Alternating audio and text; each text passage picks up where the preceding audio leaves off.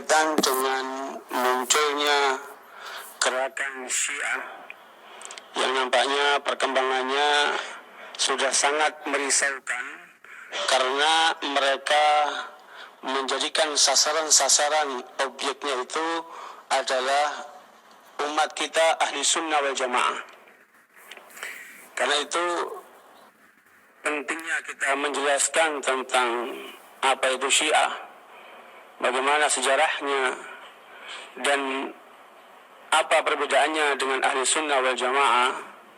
Kita perlu untuk mendalami hal itu agar umat kita, terutama ahli sunnah wal jamaah ini, tidak terbawa kepada arus yang salah dari ajakan dan ajaran yang mereka kembangkan atas nama Ahlul Bait. Dan sungguh Ahlul Bait terlepas daripada ajaran-ajaran mereka seperti itu. Dan di depan saya ini ada referensi-referensi pokok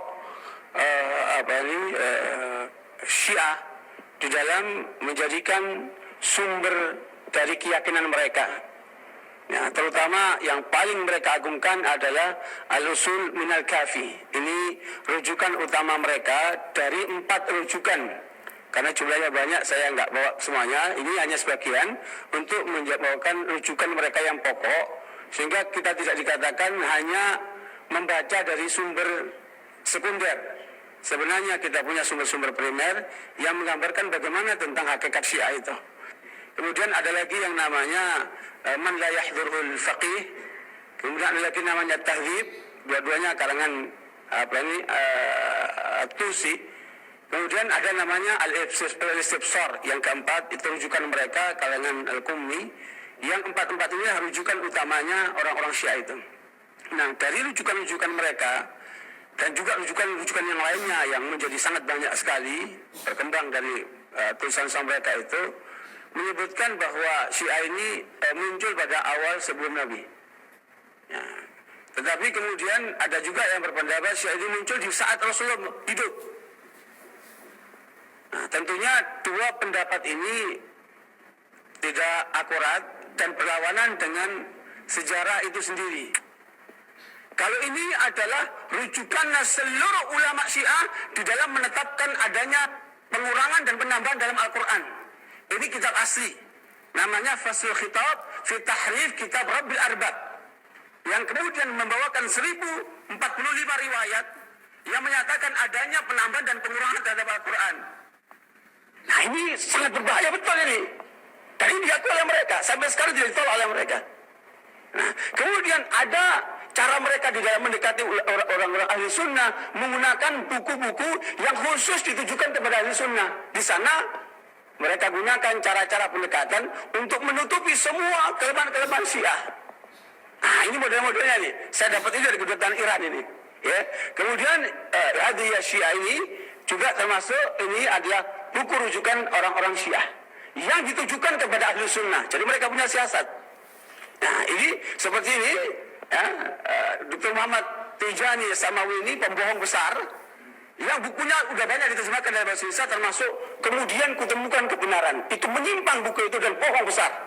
Ini ngaku orang Sunni terus masuk Syi'i, padahal isinya sama sekali tidak menunjukkan kesunniannya. Nah, kemudian inilah ulama-ulama yang benar dari kalangan ulama Syiah yang masuk ahli sunnah.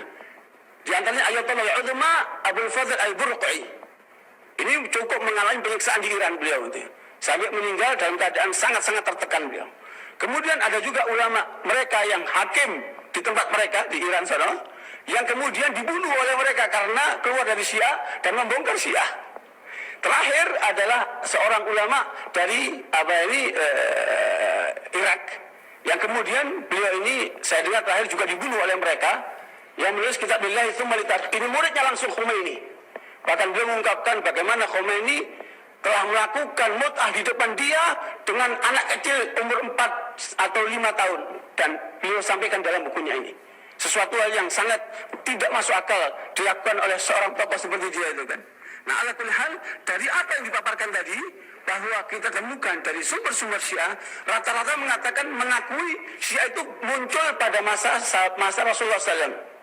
Ternyata itu dapat dibantah karena tidak ada Syiah di masa Rasulullah Sallallahu Alaihi Wasallam. Saudara sekalian, perlu diketahui kita sebagai ahlu sunnah jangan sampai terbawa kepada arus yang salah dari keyakinan, pemikiran, apalagi sikap Syiah ini yang paling menonjol, mereka mengecam para sahabat.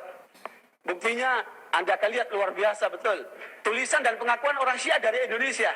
Yang kemudian dia menulis tanggapan terhadap Sabili dari pengakuan mereka. Bagaimana mereka itu tidak mengakui istri-istri Nabi sebagai ahlul bait. Sesuatu yang sangat lucu. Karena memang di dalam surat Al-Ahzab, kalau Anda lihat di dalam surat Al-Ahzab, Anda akan temukan yang biasa mereka bawakan, ayatnya selalu dipotong. Ayatnya selalu dipotong. Ini penting sekali untuk Anda ketahui. Dalam ayat itu, Allah Subhanahu wa taala menyebutkan tentang ya nisa'an Nabi. Ayat ini ditujukan kepada istri-istri Nabi. Ya nisa'an Nabi.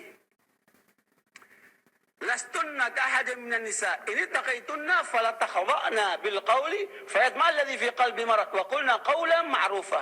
Wa qarna fi buyutikunna wa la tabarrajna tabarrujal jahiliyatul ula wa aqimna salata wa atina zakata wa atina Allah. Innama. Nah, dipotong di sini mereka selalu. Innama yuridullahu liyudhhiba ankum rijsa ahlal bait wa yutahhirakum tadhira. Jadi di sini mereka potong, sesungguhnya Allah ingin membersihkan kalian wahai ahlul bait dari kotoran-kotoran itu dan membersihkan kalian sebersih-bersihnya. Padahal ayat ini turunnya kepada istri-istri Nabi. Betul, dalam riwayat Imam Muslim, Rasulullah SAW datang ke rumah Ali bin Abi Thalib. Di sana ada Ali, ada Muawiyah, ada Fatimah, ada Hasan, ada Husain. Kemudian mereka dirangkul, mereka mengatakan hum ahlu baiti. Mereka lah ahlu baitku. Kemudian beliau bacakan ayat ini. Ini tidak berarti kemudian ayat ini turun buat mereka. Maksudnya bahwa mereka ini termasuk dalam kategori ayat ini loh. Kira-kira begitu. Makanya ahli sunnah menyebutkan ahlul bait adalah termasuk istri-istri Rasulullah.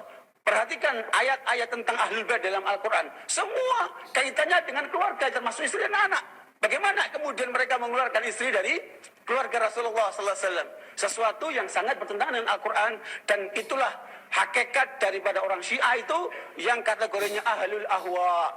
Mereka yang suka mengikuti hawa nafsu. Makanya Imam Syafi'i rahimahullah dalam riwayat Harmalah menyebutkan, jangan kalian mengambil riwayat dari orang-orang Syiah itu karena mereka itu tukang bohong. Suka membolak-balik kebenaran. Nah, kita sebagai ahli sunnah jangan terbawa pada mereka. Kita perlu berpegang kepada Al-Quran, berpegang kepada sunnah Rasulullah SAW, berpegang dengan apa yang ditinggalkan oleh Al-Quran dan sunnah itu, dan semua sampai kepada kita. Tidak terbawa kepada arus yang salah dari kenyataan yang telah diajarkan oleh orang Syiah dalam bentuk keyakinan-keyakinan, termasuk mereka menyatakan punya Quran sendiri, yang Quran itu sedang dibawa oleh imam yang gaib, namanya Mushaf Fatimah. Barangkali nanti akan disampaikan oleh Ustaz Adjan tentang bagaimana penyimpangan mereka dalam keyakinan Al-Quran ini. Bismillahirrahmanirrahim. Bismillah, alhamdulillah, wassalatu wassalamu ala rasulillah. Saudara-saudara sekalian, syukur alhamdulillah, kita baru saja mendengarkan paparan dari Ustaz Farid Ahmad, sehingga akhirnya kita rasakan di negeri kita ini orang yang iblis pun dalam pandangan Al-Quran itu bahkan diberi gelar kiai. Mereka yang dengan lantang menentang ajaran Islam, menentang Al-Quran, menentang As-Sunnah, maka segera mereka akan diberi gelar cendekiawan Muslim. Padahal kalau kita lihat hakikatnya mereka jauh lebih iblis daripada iblis. Menurut Isna Asariyah, dan ini pernah dinyatakan oleh Khomeini sendiri, derajatnya itu di atas Nabi dan di atas para malaikat. Sebab imam-imam ini tidak pernah lupa, tidak pernah lalai. Jadi bagaimana mungkin kita menganggap mereka ini Muslim? Bahkan imam ini bisa mengetahui yang gaib. Ini dalam kitab Al-Kafi itu ada dinyatakan, itu dalam kitab Al-Kafi itu, bahwa sesungguhnya para imam itu mengetahui apa yang telah terjadi dan yang akan terjadi. Jadi kalau kita kembali pada Quran surat Luqman 34, di mana Allah menyatakan, Wa ma tadri nafsun maza taksibu ghadan. Tidak ada satu nafs. Jadi Allah tidak menyatakan tidak ada seorang manusia pun, tapi nafs. Tidak ada satu jiwa pun, manusia, malaikat atau jin yang bisa mengetahui apa yang terjadi. Mereka menyatakan imam bisa tahu. Imam bisa mengetahui apa yang terjadi gitu. Di dalam Quran surat Al-Jin ayat 26, Allah menyatakan alam gaib itu tidak ada yang bisa mengetahui. Yang bisa mengetahui gaib itu hanya Allah Subhanahu wa taala. Dan alam gaib itu hanya dibukakan oleh Allah Subhanahu wa taala kepada sebagian dari rasul-rasulnya. Sebagian dari rasul-rasul Allah. Itu pun hanya dibukakan. Jadi kunci alam gaib itu tetap dipegang oleh Allah. Lillahi mafatihul gaib. Jadi tidak pernah kunci itu diberikan kepada siapapun manusia. Ya, termasuk tentunya kepada apa yang mereka sebut dengan imam-imam mereka itu. Jadi kalau kita lihat di dalam kitab Al-Hukumatul Islamiyah, Khomeini dengan jelas sekali menyatakan bahwa karena itulah maka kedudukan imam itu lebih mulia dari para nabi dan para malaikat. Karena nabi itu kata menurut mereka hanya mengetahui hukum-hukum yang zahir dalam Al-Quran.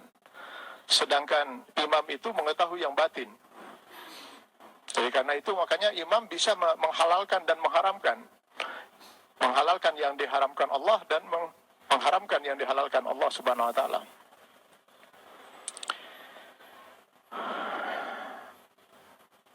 Di dalam keyakinan orang-orang Syiah, kenapa saya katakan saya tidak ingin mempergunakan sedikit pun sebutan Islam untuk mereka? Mereka meyakini betul bahwa tadi sebagaimana dinyatakan oleh Ustaz Ustaz Farid Ahmad. Mereka sama sekali tidak meyakini Al-Quran yang ada dalam keyakinan kita ini.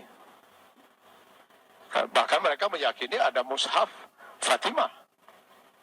Yang menurut mereka Mushaf Fatimah ini 3 kali lebih besar, lebih banyak daripada Al-Quran.